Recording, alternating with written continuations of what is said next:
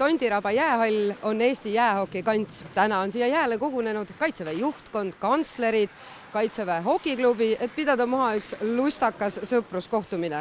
Täna meil toimub siin Kaitseväe jäähokiklubi niin VIP heategevusyritys, siis voiks öelda nii. Ja selleks me olemme koolle kutsutut siihen ja suur tänu Kaitseväe jäähokiklubidele sellise väga rõõmsa ürituse eest. Kui palju te elus enne jäähokit mänginud olete? See on elus esimest korda. No mis tunnetega te tulite üldse, mis te arvasite, mis toimuma saab? Ei, no ma mõtlesin, et ma kukun. Siiamaani ma ei ole kukkunud, eks ma varsti kukun. Miks selliseid üritusi korraldada vaja on?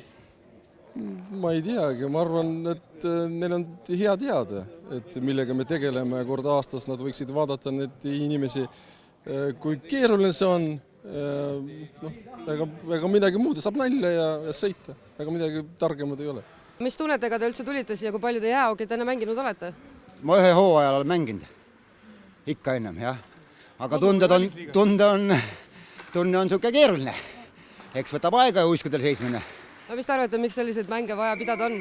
No sõprus, ikka kui me vennaskond, Kaitsevägi ongi suur vennaskond kõik.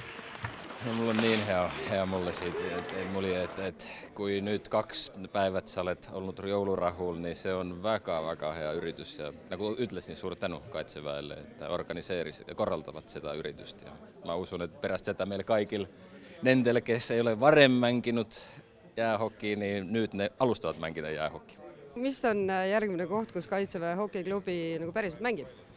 6. jaanuaril lähevad siis Valmierasse, kus Balti mängude turniir toimub. Ja see muidugi päris see koondis ei ole, kes siin on. See koondis nüüd valmistab, homme saavad kokku, hakkavad harjutama ja 6. sõidavad Lätti. Sellises mängus punkte ei loeta, võitis Eesti riigikaitse.